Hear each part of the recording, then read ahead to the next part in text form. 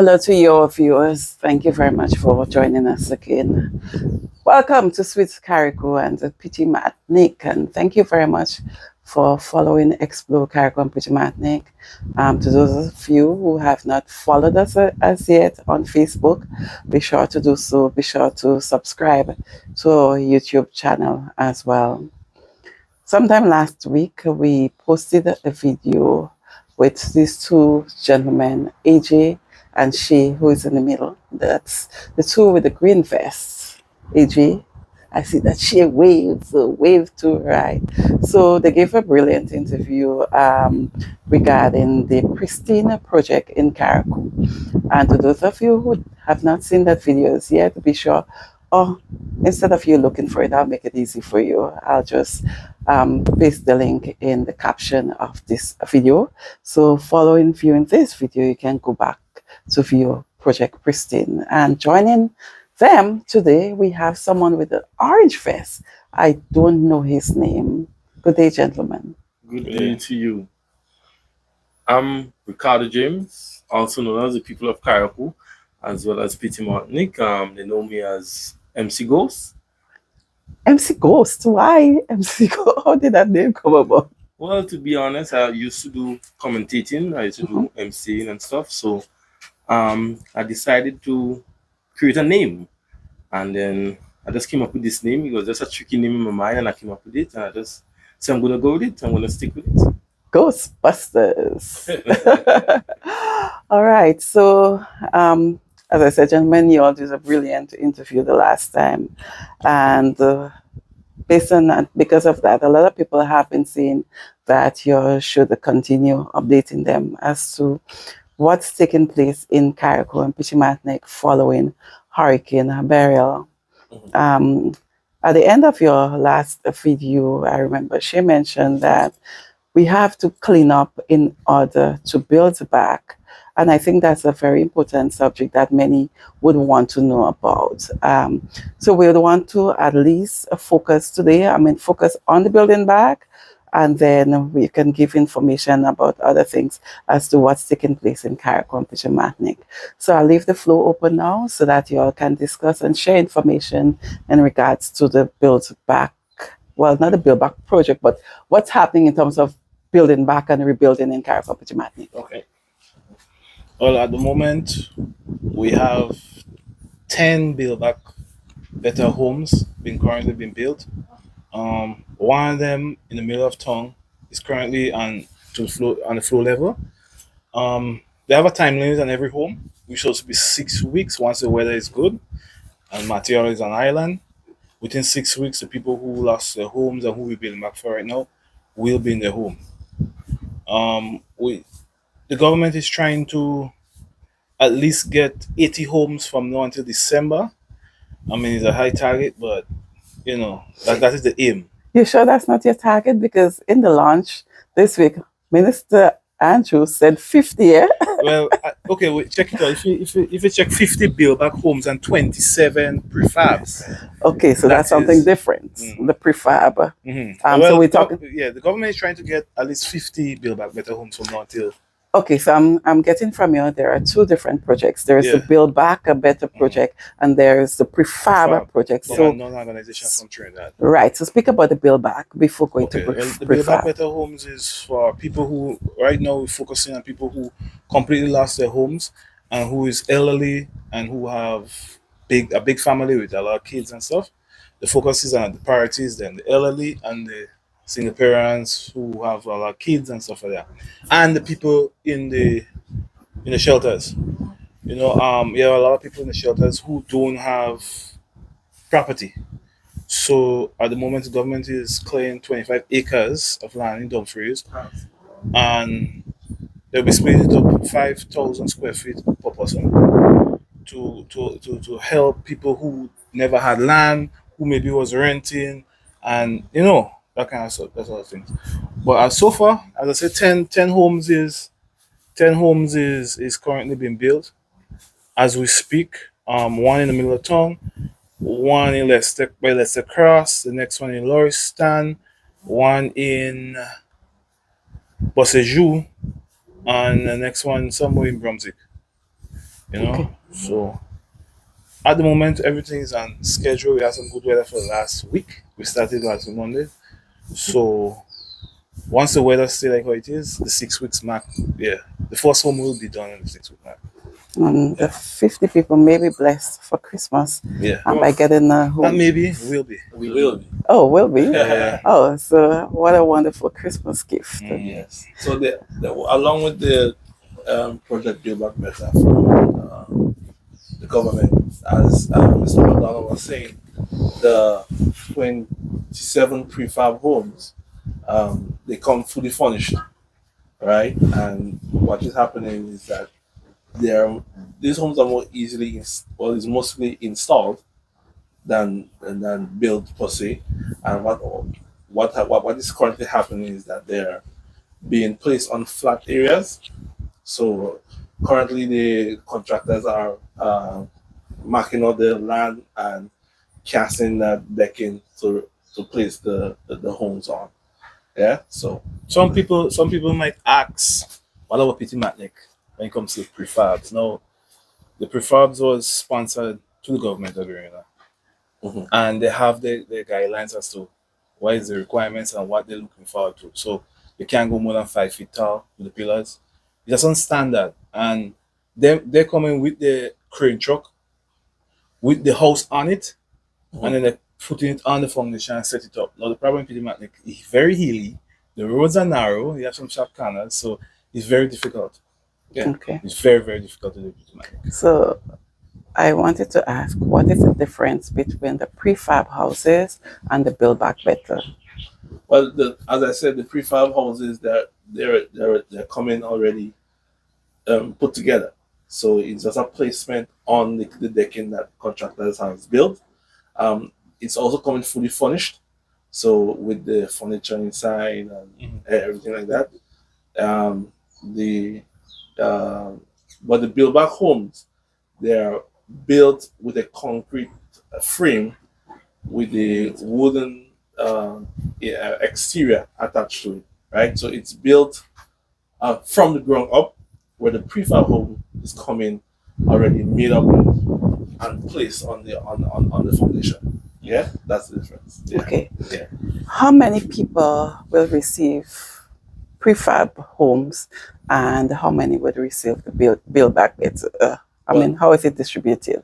Well, as Mr. McDonald said, 27 in the first instance, trying to be done by December, and 50 build back homes is the target for December. So the 50 plus 27, quick maths. No, Okay. no. If by November, in the middle of November, we reach the 50 mark, we're still gonna continue building homes. Yes. Okay. You know, Great. so it's not like a set limit. It's just that is what we expect.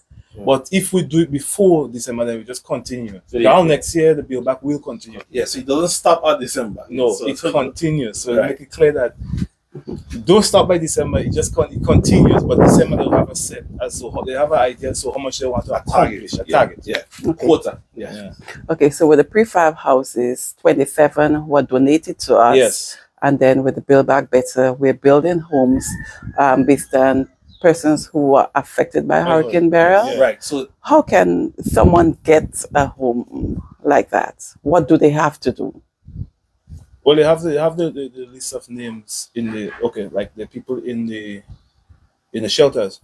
Now the Ministry of Carriacou and Petite will collect the information to ask them who have land and the house was totally destroyed, who don't have land and have nowhere to live, and them will be prioritized, as I say, to make sure they get a home. And then you have the people, the elderly who lost everything, people they want to go back in their home.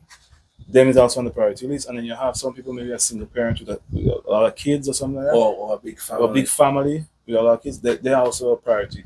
So it's all about if you have had a home, Beryl come and flatten it, but you have the land, you could go in and make sure and talk to the PSO and get some more information as to I guess you're taking information, and yeah, it's a list we're working with. Okay, so it does not necessarily mean that, let's say, the elder people or the people that are in the homes that would benefit. So someone like me, whose house was destroyed during the hurricane. Can I get one? Yes, you can. Yes. But one thing I can say is that you won't. How to put it? Okay, yeah, I can't give you a time. We cannot give you a time and say I'll come next week. I'll come tomorrow. Okay. But yes, you could get home. Right, that's what I want. I know that you say those people would be prioritized, but yes. I just wanted to know if other people Yes. would No, be the benefited. Build Back Better project will continue until, because now let me say everybody who was added to the list to get a Build Back Better home because of Beryl, after that list, if let me say if for example 1,000 people, and we build 1,000 homes, and after now people who have land want the home, I think there's something in place by that time. The housing authority will put up a payment plan in place in order for somebody who have the land and who have a low income will be able to get a house at a low rate. Right. So just to say this, right in the first instance with the build back homes, the homes are for people who are affected by Beryl. Right? People who have lost their homes, you automatically qualify in some sense for a build back better home, right? Like in your instance where you have completely lost your home, you in standing to apply for the home. That home, if you're affected by burial 100%, lost your home and everything like that, it's free of cost. Now we know that there's some rumors going around saying that you have to pay money and those sort of things. But for people who wasn't affected, as Che was saying, later down the line, a year, 2 years from now, that you move out of your mother house or you want to have your own space and you want to get that property, then that home will be available for you to apply for. When it comes to the land in Dumfries, the homes are going to be built there as well, and they're not only one size. They range from 1 bedroom to 2 bedrooms, 3 bedrooms, to accommodate the families or the person based on the size of the family they're about. So just to make it clear, the homes that are being built now are for people who are completely affected have completely lost everything and affected by burial, and it's free of cost to them. They don't have to pay no $500 or whatever it is a month, and so going forward, it's rebuild on your land, or if you want to go to the land that the government has cleared and get a home there also. Yeah. Just to elaborate on the Build Back Better initiative, because this is an initiative that was created by the government, and I want to say kudos to MIT and the person who's in charge of MIT, Andy Williams. No, it's Andy Williams. I want to say kudos to him. So, as my colleague here is saying, the Build Back Better home is a home that the people of Grenada, Carriacou and Petite has never seen before, and as my good brother AJ said, that the room is going to be based on the size of your family. So if your family is small, you will get a 1 bedroom. If your family is medium, you will get a 2 bedroom. If your family is large, you can get a 3 bedroom, or extension, you can get a 4 bedroom.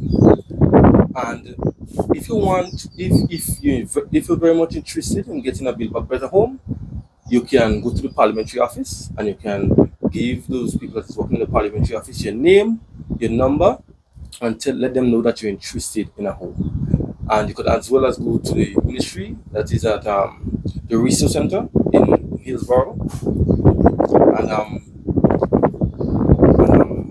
you can even contact AJ, you can contact Che, you can contact me, and you can let us know if you're interested in getting a Build Back Better home. And as well as what I would like to add to that is that the people of Carriacou, we know that this is a challenging time, and we know that everybody who lost their home is much in need of a home. But what we are trying our best to do is prioritize the people that is in more a difficult situation, and we know that the elderly people is priority. Anyway, any country you go, the elderly people is priority.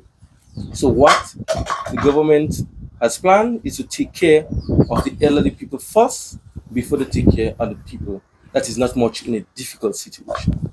But that don't mean that in the later on you won't get a home. We are going to make sure that we can give everybody a home, but we're not going to tell you for surety that everybody is going to get a home.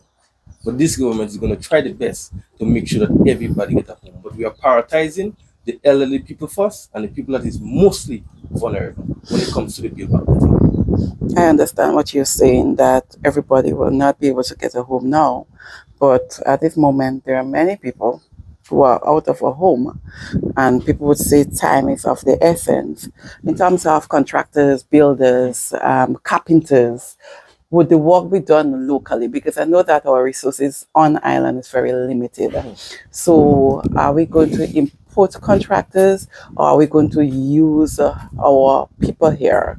Um, as I have indicated, time is of the essence. We the government is prioritizing the local contractors, local workmen. But as I say, it's limited. We don't have enough for the amount of work that is there.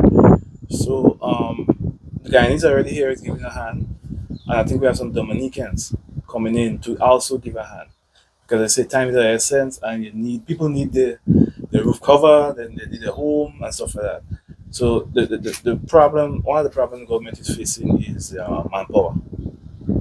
But as I said, Dominica government is sending in some technical people to help with the carpentry, the masonry and stuff like that. So hopefully when them arrive, we could see a lot more speed, a lot more, the process speed up a little more. Yes.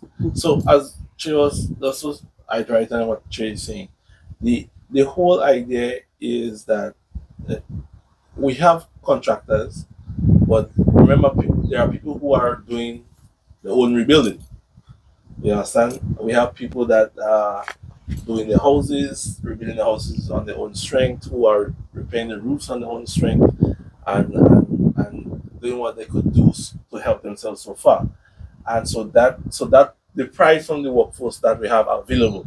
Yeah. So even though we have every contractor on the island, every workman on the island, it will not be enough to complete project build back, in a short space of time.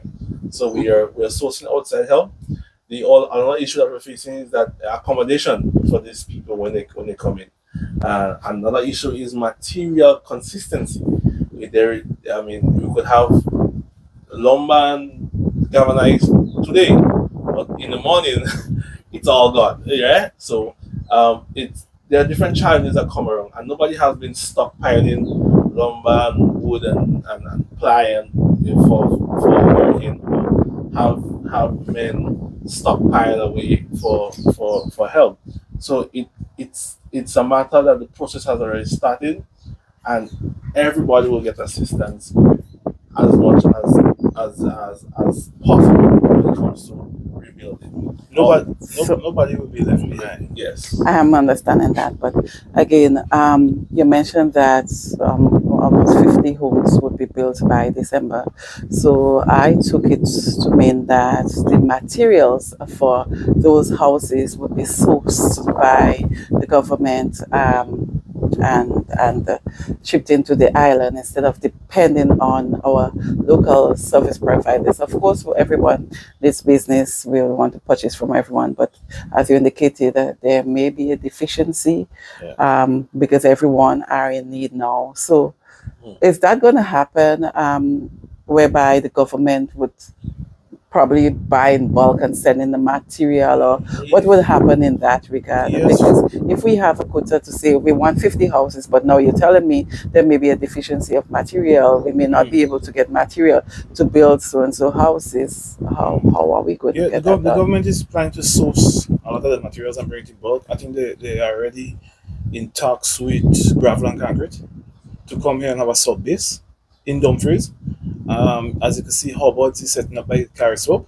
They're coming up. Hobart will be here hopefully by the end of the month. Hopefully. Yeah, hopefully. Paddy, you have Paddy and you have those supplies, you have all the locals. But yes, the government is sourcing from Grenada and even from Guyana. to try to get it in bulk, to try to help, because that, as I said, that's one of the problems and stuff like that. But the local business people, my advice or my humble opinion is that they should bulk it up. I mean, if you know your customer buying 500 pieces, buy 2,000 right now. They're gonna sell. That's Yeah. business. So the Bulk it up. Bulk it up. Yeah. So the advice to the local business, to the advice to the local hardware stores in Carriacou here, is that you do a larger ordering. Yeah. Instead of doing And the thing is with it, besides the locals, hardware stores and supplying project build back, we also have the government starting with the distribution of materials for level 1, level 2 damages done to homes. So where certain places, certain homes is not completely destroyed, but you just need your roof covered or partly your roof covered and so on. The government has already started that process of the distribution of materials for people who have starting that repair. So, Oh, really? yes. So currently we're seeing over 200 people receiving materials already. 200? Yeah, over 200 people, and counting by the day. So people who are bringing in the bill heads, bringing in the estimates and so on, the government is assisting them as much as possible to give us much material that have their roof covered, and they could no longer sleep with the night sky as the roof. with tarpaulin. Right? So that process has already started, and the government is fast tracking that as much as possible. So that's what I'm telling you. When it comes to material, the distribution is going on, and you have project build back also going on. A combination. Yes. So I must say I was not aware of that until last week when I saw a video or received a video Yes. following that.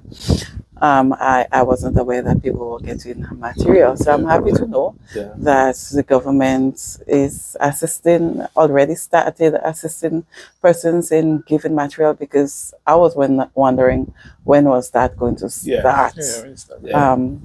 So you're saying more than 200 people? Yeah. So what is currently happening? The Guyanese government or the Guyanese people, they have organized material as well, and also what is going on is that based on what you have on the billhead, they will pull from the stockpile from the Guyanese support, and what the Guyanese don't have, then the government will purchase from the hardware stores. So if the Guyanese might have galvanized ridge screws lumber, they could give you that, and you might want window blocks, cement that will come from Paddy. Yeah, or whatever hardware stores. So it's like what they're doing now, the same billet that you have, they will take out what they have on the port from the Guyanese, they'll give you that, and what they don't have, they will go to parties or whatever hardware store they purchase from, and you'll get the remainder from there. Yes. So so it's trying to get the roofs up from blue to gray as soon as possible. Listen, and I've been noticing, I mean, just not with lumber, but with other things, there has been a significant increase in prices in Carriacou. So I need you to speak to those people. There is price gouging happening now. Oh, well, I mean, there are measures in place with the government cutting the VAT on building material, building supplies, from plumbing to lumber. It was mandated since a couple weeks ago. To control that, I hope that I can only hope on the honesty of the hardware stores to do that. But when it comes to the billhead listing and so on, and people trying to buy back, If you have already purchased materials on your own, the best office and so on, you bring those invoices to them, and They pay you back your VAT. and they'll try to, then they will reimburse you back your VAT and so on, so that I get that cost reimbursed. But I remember in a meeting, a business meeting when the Prime Minister was up here, and those times they was talking about people who was charging for case of water and stuff that was a lot and price. And I remember the Prime Minister mentioning that once they find you at fault doing people that, they're going to put sanction on you and you won't be able to do business again. Yeah. So I really hope that these harvest stores are not exploiting the people that are in this time of need. Because if you think you're smart and you okay, might get away, no. But life, remember, after burial, there is a time after burial, and Carriacou is a very small place, and when you Carriacou people, when you exploit them, they're not gonna come and support you again. Exactly. And not just the hardware stores, grocery stores, even some contractors, the price that people may pay to repair the roof now or something, it's doubled, and it's just crazy. I mean, we are all in this together. I remember I went and buy a case of water, $20. The following day I went back, they tell me it's $30, which is just crazy. Yeah, so hopefully I think hope the government puts a price control officer to monitor the hardware stores and supermarkets and so on, so that people remember it's a time of need, and a time of where people are trying to get the standing again. So I just hope. I mean, it's sad to say, but we really hope that something is done quickly about it. Something put in place. But the government has set the precedent of letting people know that the VAT and some combined materials has been removed and so on. Yeah. And just to share this message, my humble advice to the supermarkets, the businesses, the hardware stores, and the contractors, please have a little bit of sympathy for the people of Carriacou and Petite Martinique. At least we need to come to understand the terms and the condition of the time we're living in now. And I know a lot of them trying to, get a little something for themselves by exploiting the prices. But at the end of the day, do you think that is a fair deal for the people of Carriacou and Petite Martinique at this time?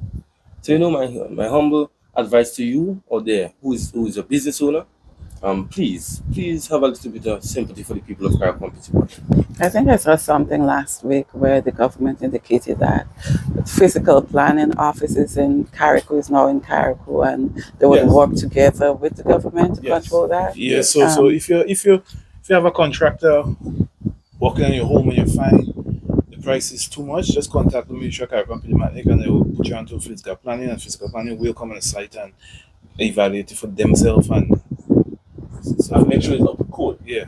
Also, you don't know the price, you pay the price, but the construction is not up to code. It's weak. Yeah. So we need to remember, we don't want to rebuild the same. We want to rebuild more stronger, more resilient. So in case of anything in the future, we don't have as much destruction or as little destruction as possible. Yeah. Yeah. While we're on physical planning, what probably you can share with us now, the fact that they're on island, and no more do we have to send our plans to Grenada to get them approved. It would be approved more speedily. So that's something. Yeah. So the physical planning office is it's located in the resource center. I think I'm not sure if they're fully operational yet as the office, but it's supposed to be located there. The idea is to have a one-stop shop area. So along with physical planning, there will be the GDB office. There will also be the best office. So when you come to do your business or claim your VAT, or you come to get your grants or your business loan, whatever it is, for assistance and so on, everything is in that one space. So you don't have to run up the road to go by best or run across the physical planning. It's all in that area. So when it comes to getting the assistance that you need, is that one-stop shop, So the idea is that people just try and follow government pages, try to follow what's happening, call, you get updates as like this as regular as Arena allows us. But Well, I mean, we're not an official government page, so we can follow the Ministry of Carriacou and Petite Affairs. They will have more information readily than us. Yeah. But as fast as long as we get information on Explore Carriacou and Petite yes, we share as well. Lovely. So, And I'm happy that you mentioned that the one-stop shop. So persons who need whatever information, he wants to be clear on something, because even I know there is challenge in terms of understanding about the free burial and what it means, what it's about, and getting concessions and all that. So persons feel free to go into the resource center. That colorful building in Hillsborough, while you're driving through Hillsborough, is just opposite Mommy, the ice green and gold, which says "Welcome to Carriacou." So it's temporarily being used as the Ministry of Carriacou and Petite. So for now, go in, ask questions, and see what assistance you need. Be very clear. Do not be afraid. So many people are very timid, and some people are very shy to go and ask for help and so on. We won't know you need help if you don't come and ask. Yeah. So be reminded of that. Yeah.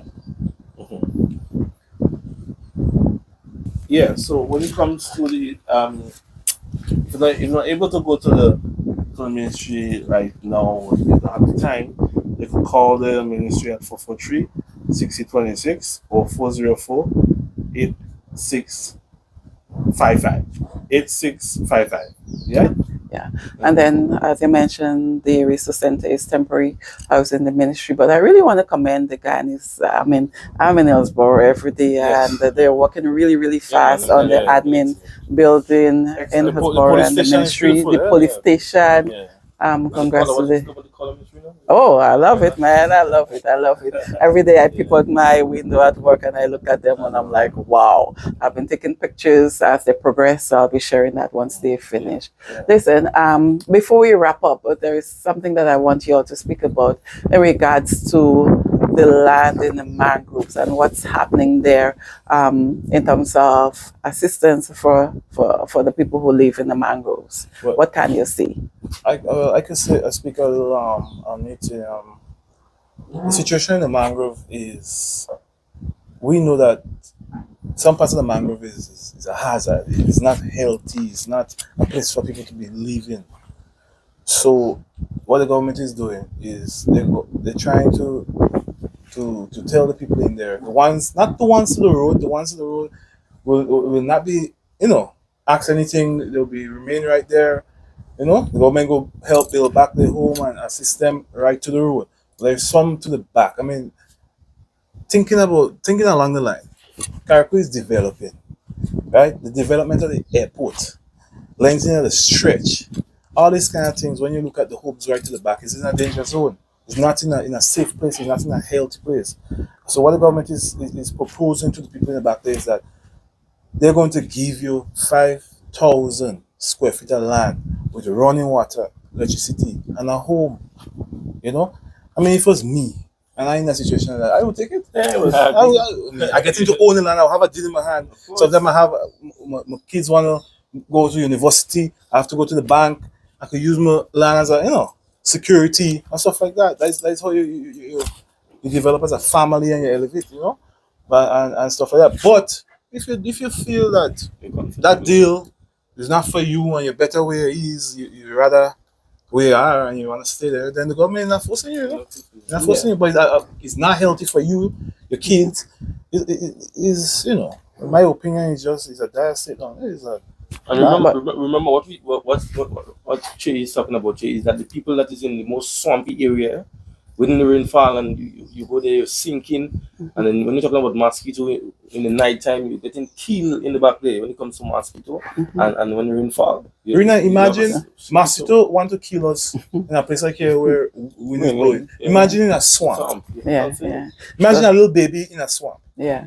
So they have to be careful during heavy dengue. rainfall, Yeah. high tide levels and all that. Yeah, when Yeah, rainfall yeah. is swamp, you can't come out of your house. Yeah, Zika. that But is if you choose- but if you understandable. choose- And if you think that is better for you And you want and to your family, you want to you want to stay. say that, it's okay. Lovely. Yeah. It's up to you. I Yeah. think that the opportunity has arisen for families to, as Jay say, get a start, a grandstanding, where you it's all about taking people from one level to the other. Yeah, and this opportunity is that you've given land in your name, a solid house. I mean, you have space and To plant, yeah. to plant little thing, and you could use that as collateral, as a means of advancing yourself, advancing your family, and it all boils down to knowing what's best for you, and individuality of understanding. Okay, moving up from one stage in life to the other, and I think that having a piece of property like that, free of cost. I mean, free of cost. It's just a clear giveaway, It's and so people. I mean, as we were saying, Project Build Better is one way that the government is looking to move people from one stage in their life to another, and that's what transformation is all about. As you say, transformation. Remember, this government is all about transforming people's life. Yeah. And if they see a way where they could make you, to rise up or to elevate in life, for you and your family betterment, they have no problem in assisting you. I think this is the highest level of assistance. I mean, 5,000 square feet of land That's a lot. with running water, electricity. Come on, a whole home. Yeah, yeah. And speaking on government helping people elevate themselves, you see the program currently running with the TAMCC students and the NULO students from Carriacou. We see 60 plus students, Oh, 80. 80 plus students affected by Beryl in Carriacou. They're given 3,000 some for housing assistance and so on, clothing allowance, and so on. The government partner along with the private sector.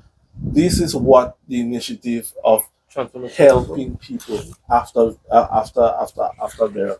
And the list is growing because there are people who have been added to the list. You're asked to go to the Ministry of Education or the PS Foreign Secretary and bring in that information if you need help and assistance.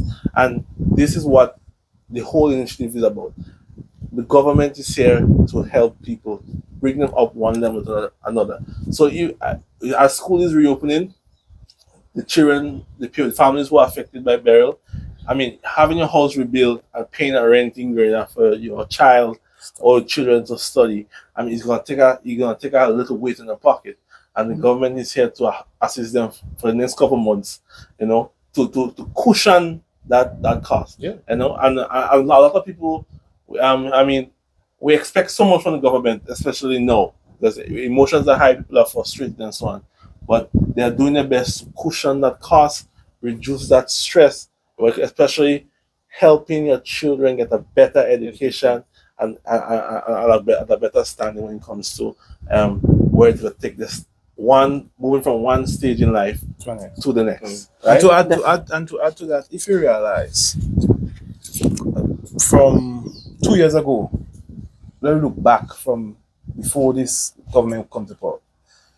How much scholarship was given out before compared to now in Carriacou? It just shows the level of how they want to educate people, how they want to make people get more exposure when it comes to education and stuff like that. It's way more people now getting more scholarship on the island Carriacou and Petite Martinique. And that's a fact. And let me just add, don't get me wrong on this. I mean, change is a very much difficult thing. See, when it comes to changing, it's a very much difficult thing. But we can adapt to changes. We can adapt. Listen, this effort is very much commendable. At first, I heard it was children from Carriacou who are affected, Carriacou and Petite Martinique, and would have to be transferred to TAMCC on in Grenada. And later on, what I realized that students who even were enrolled on mainland Grenada in TAMCC, they are getting assistance because their parents are from Carriacou and the parents were affected. So it would be hard for their parents. So it's not just the students up here who have been transferred to Grenada, but students in Grenada. Yeah, also people who went to Teachers College. Teachers College as well. So even it is commendable. The teachers who started back, because I know Teachers College was closed for a certain amount of years. So now the reopening of the college has happened at TAMCC. So the teachers who are going to Teachers College from Carriacou and Petite Martinique are getting that same assistance to help with the cost and so on. So kudos to the government and that. Also, just to give an insight as to how much the government is doing at one time. All the projects, we have the build back project, we have the cleaning up, we have the material assistance, we have we have all the free burials and stuff like that. And also the government is still continuing all the major projects that they promise the people. That will still be continued. Yeah, listen, you all have said a lot, and you haven't finished mentioning everything that's happening on the island. I know, in terms of agricultural farmers been getting assistance. Fishermen will be getting assistance as well. So a lot is happening, and we'll save that for next week, God's will. Hope to see you all again. Continue updating us as to what's taking place here in Carriacou and Petite Martinique. Say goodbye to the viewers. Bye.